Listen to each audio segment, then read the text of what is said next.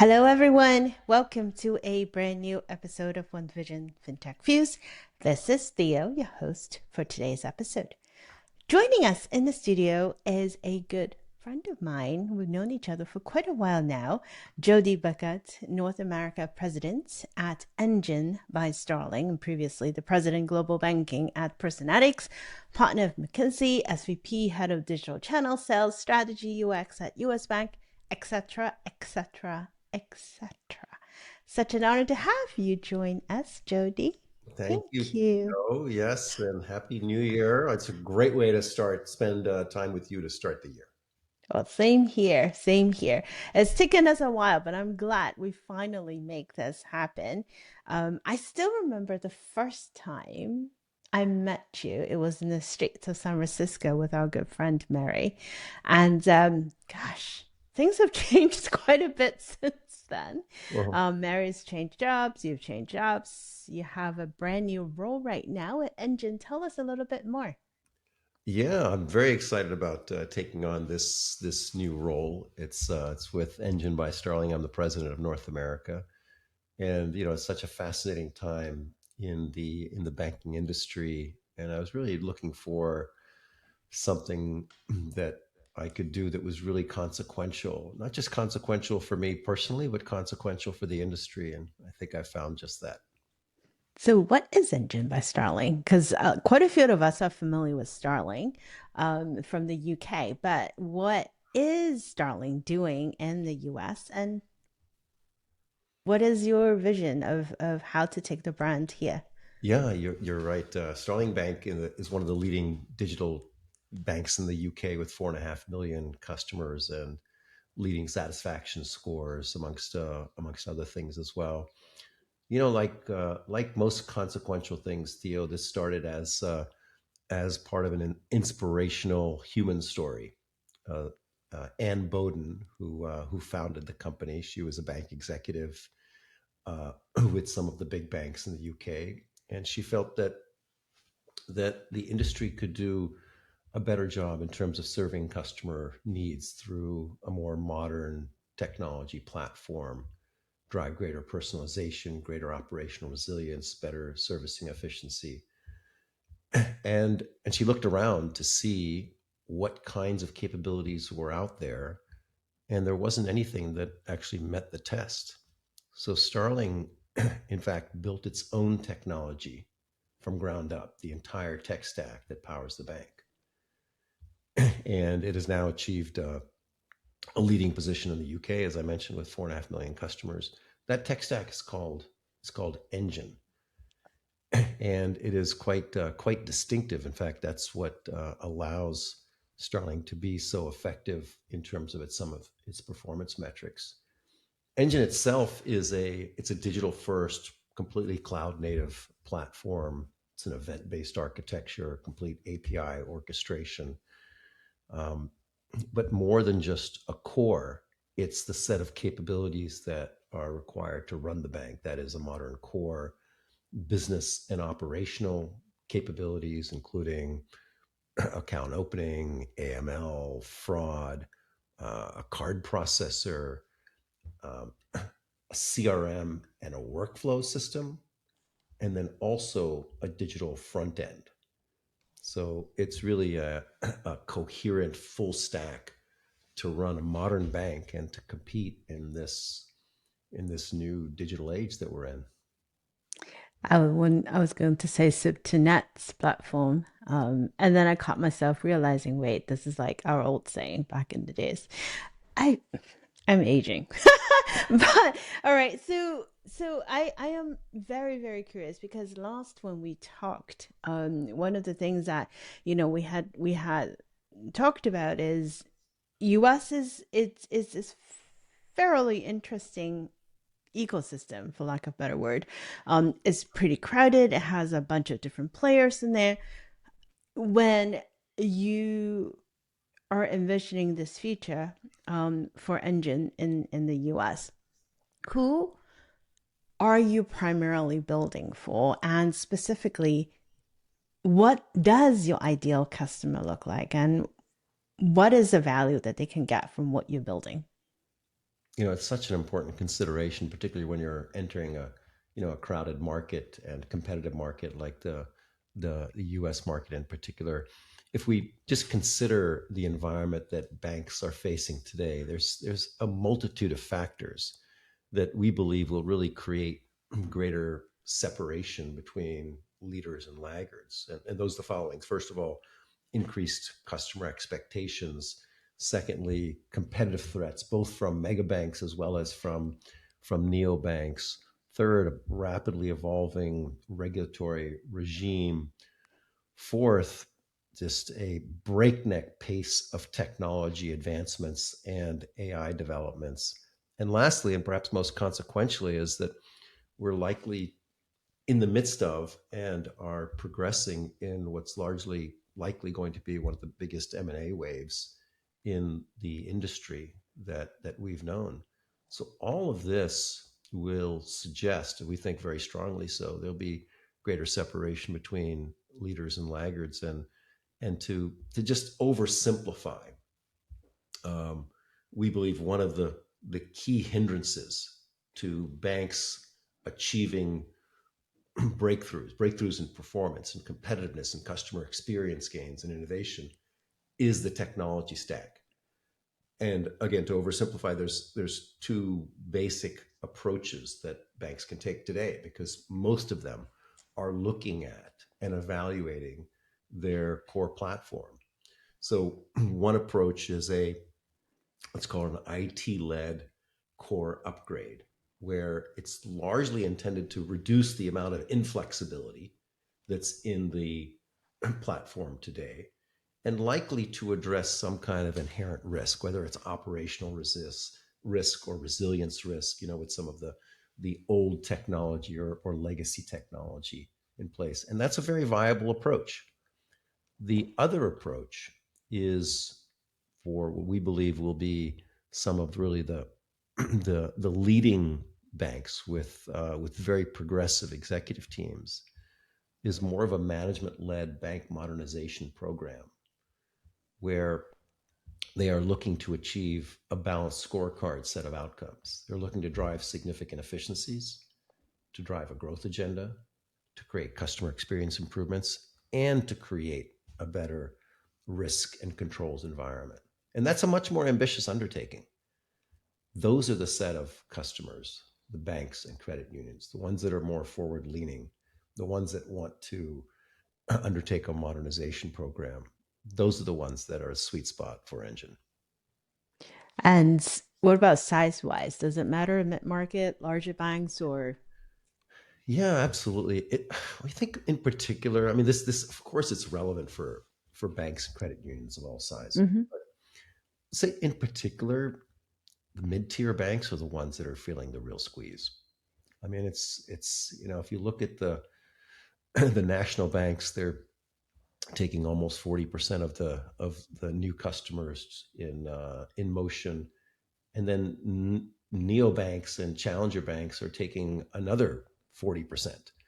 Um, and so it's the mid-tier banks that are really feeling the squeeze, and these are the banks also that are, they're spending 7 to 10% of their revenue just on IT expense, and the question is, are they really getting the value from it?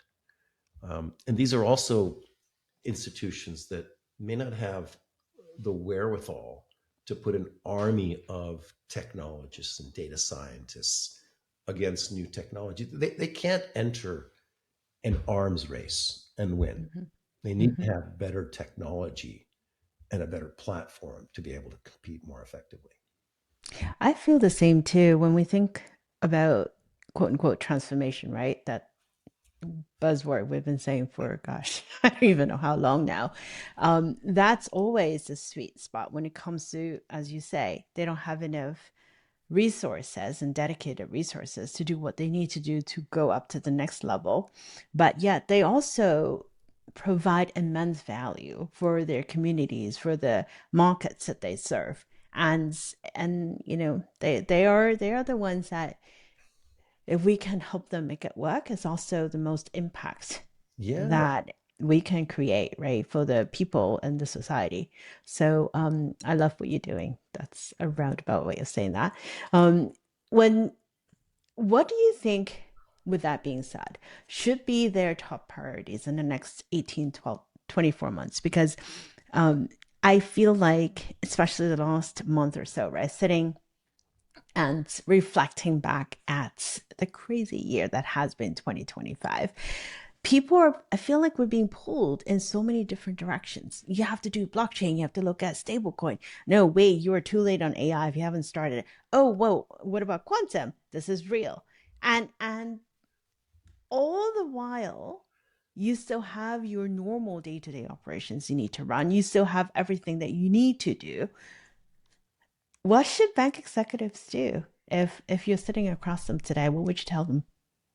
Well, sometimes it takes a nice holiday break to really get the kind of perspective you just stated. You know?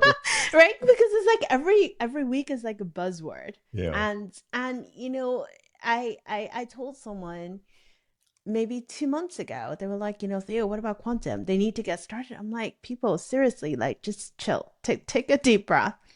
A lot of things need focus, they need attention, but you can't possibly humanly think about all of these things at the same time. You need to prioritize. So what should their priorities be? Yeah.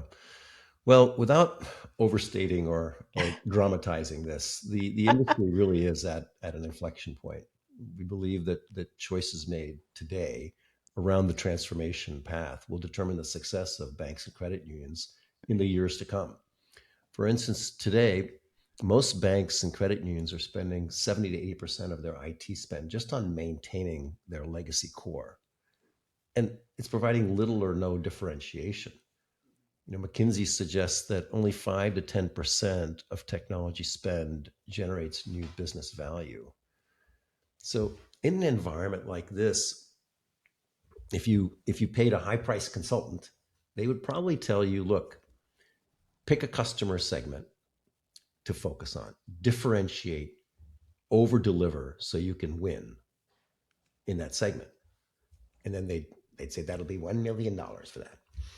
But the question is, how can you do that? What kinds of capabilities do you need to be able to deliver on that promise? So the reality is that most banks need to create cost efficiencies that can be poured back into the product and the journey development to drive high customer satisfaction and growth.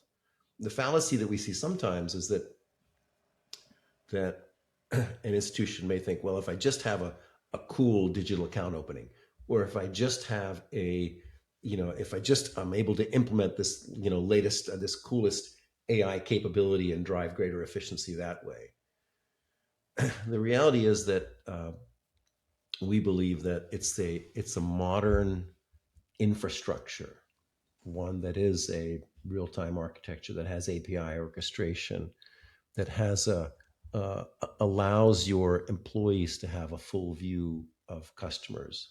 That's the differentiation that will allow you to embrace new technologies, not just perform pilots, but to achieve scale.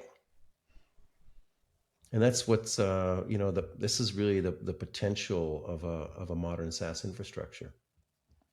Real value. And you just mentioned the buzzword of the year, which I think is going to continue in 2026, AI. There's a lot of talk about AI. And to your point, right, having a modern infrastructure and allowing bank employees to have a full view of customers, that is in a lot of ways the foundation of how we need to build up the rest of the tech stack in order, for example, to use AI to actually transform what you're doing. Um, a lot of what we have seen so far feels incremental, for lack of better words, right? Putting a little chatbot here, doing a little bit efficiency improvement here and there, POCs, etc. Where do you think the real opportunities are for FIs to actually use technology in ways that create real value, not just for the bank, but also for the customers, moving beyond here's a few hours we can save, give Yeah, and take. the certainly the AI hype, it's not overblown. I mean, there are massive implications. I mean, for the industry and society at large. We could talk extensively about that. And there's been Theo, there's been lots of evidence and literature on the ability to drive productivity and efficiency gains, some of which you've referenced. And by the way, there's still tremendous upside around that. So, just as an example, at Starling Bank, we've employed AI in the call center to be able to reduce call recap times by 40%, leveraging and abetting our expert agents to provide information to customers and reducing the handoffs to experts by 50%.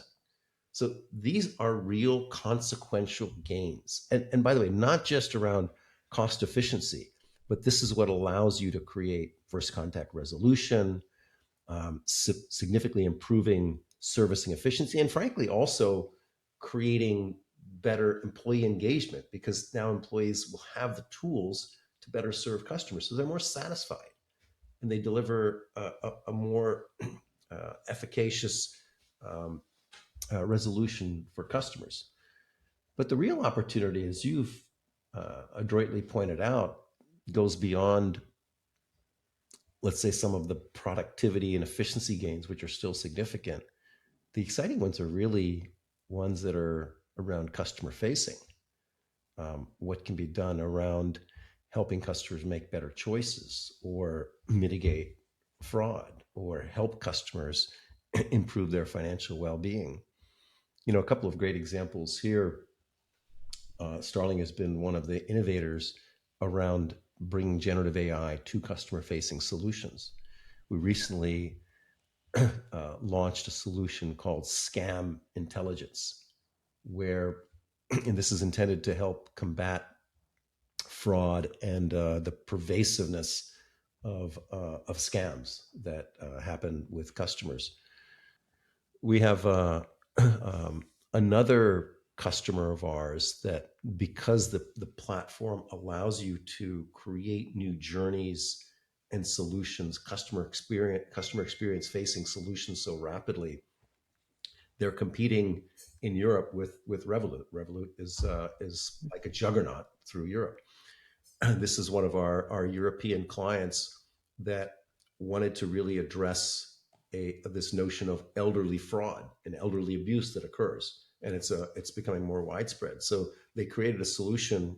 It's called Help Mama, and this was done in two sprint cycles where elderly parents can get approval for any kind of payments over a certain amount, or that look a certain way. It can be sent to their adult children for approval. So this is a very tangible and practical way to address elderly fraud. They call it Help Mama, and actually they're promoting it in the marketplace.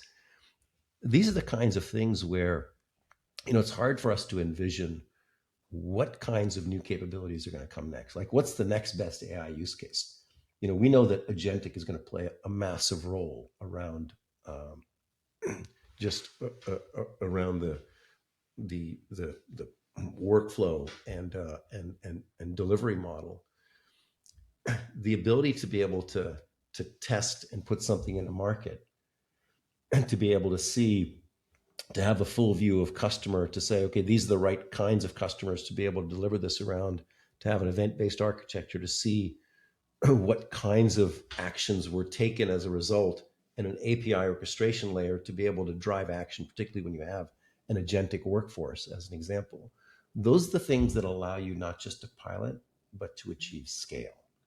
And that's what we would really advocate banks and credit unions to be able to put in place. It's um, focus on AI enabling capabilities that are consistent with our proposition, but ones where they have a chance to really achieve scale and deliver real customer value, and do it in a rapid time frame, as opposed to something that will change, require you to go to a third party that will, require months and millions of dollars to be able to implement.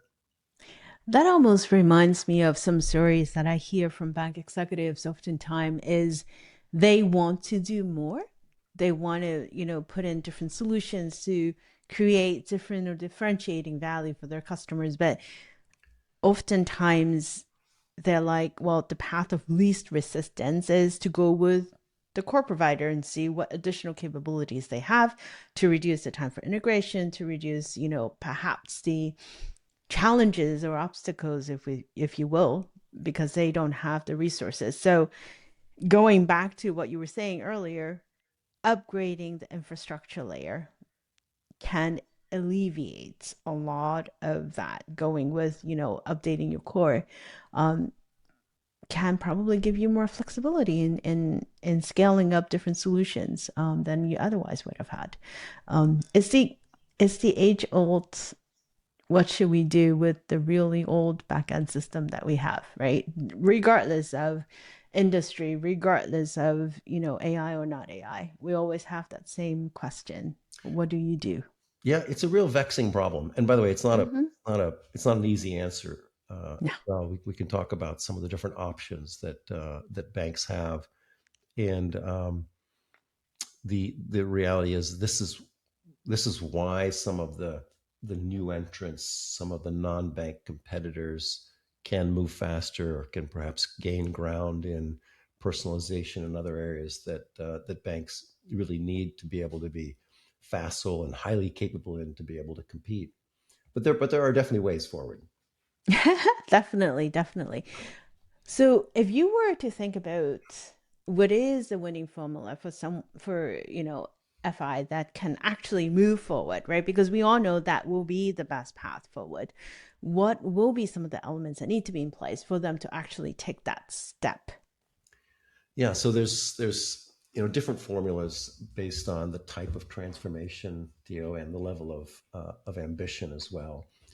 For instance, if we go back to those two paths, those simplified paths, a bank that's simply interested in lessening the inflexibility in its core and mitigating operational and resilience risk should formulate a more narrowly focused, let's say, IT led exercise, clearly defining what kind of new value that can be created as a result of for the business and what kinds of use cases will be enabled through that process.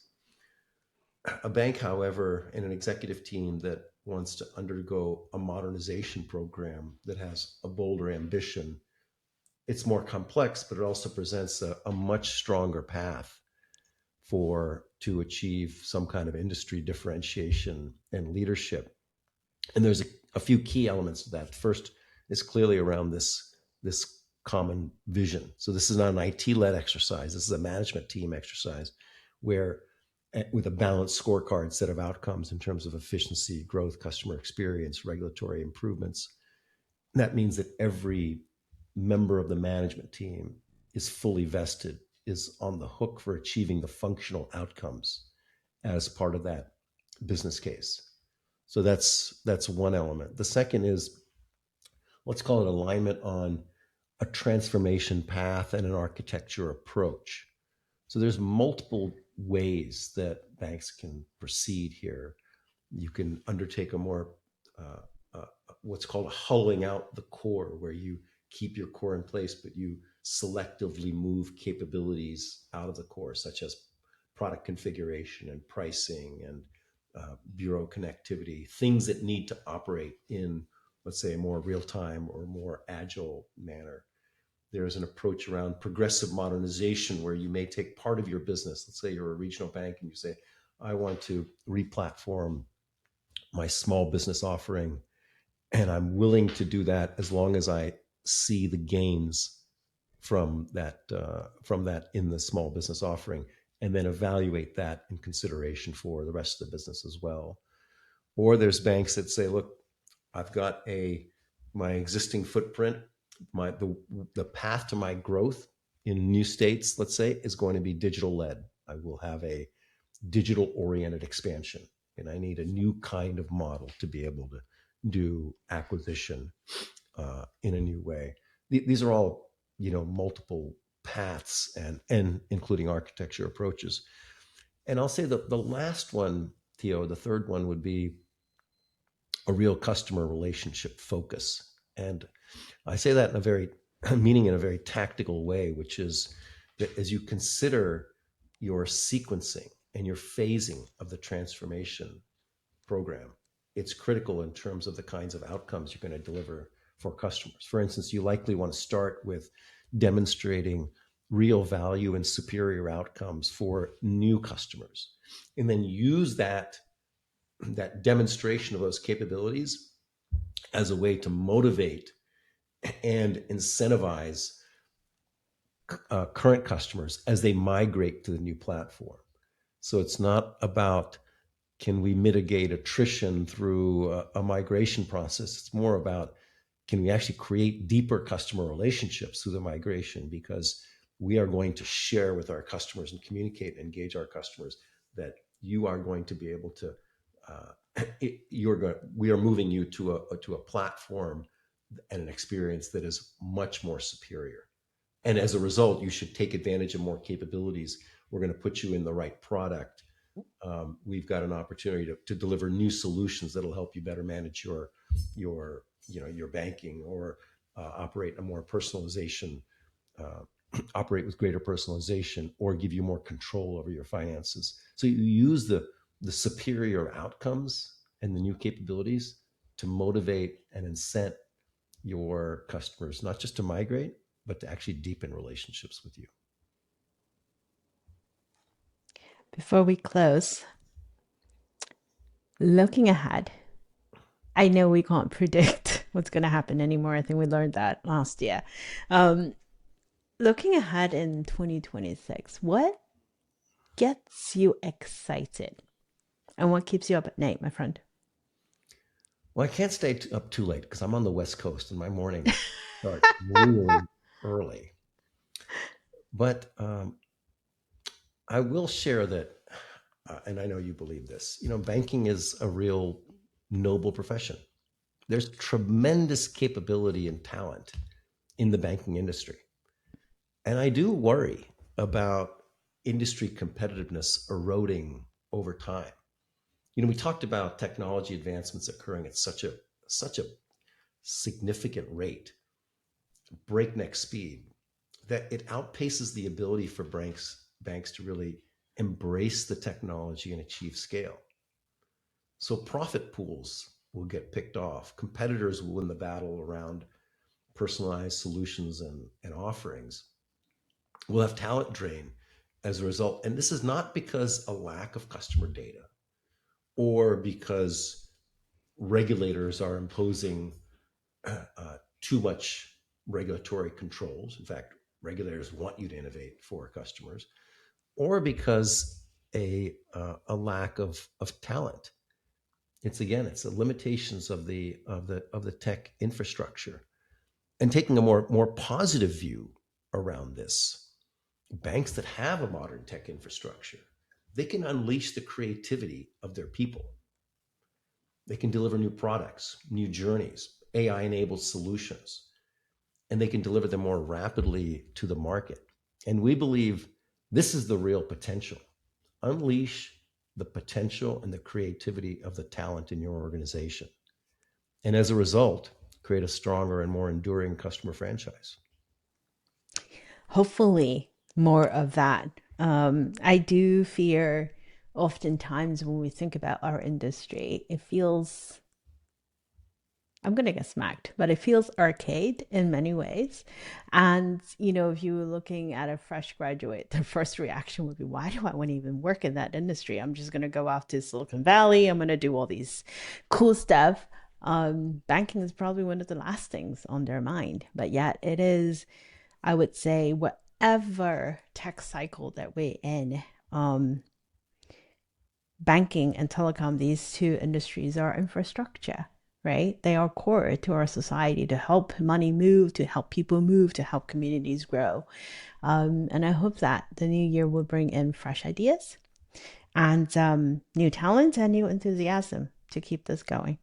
I think we can be vital and cool at the same time as an industry, I think so. both for I, customers and for employees. I'm looking at one right in front of me right now. So that's awesome. Well, but thank you so much, Jody, for joining us for the new year. And always appreciate you. And hopefully we can see each other in real life soon. Tio, it's such a pleasure, and I just appreciate what a voice, a prominent voice, you are for the industry, and how you convey your message and the different paths you do that. So, I really appreciate it, as I know that others do as well. Thank you. And for the rest of our listeners, thank you so much for joining us for another episode of One Vision. We'll talk to you all next week.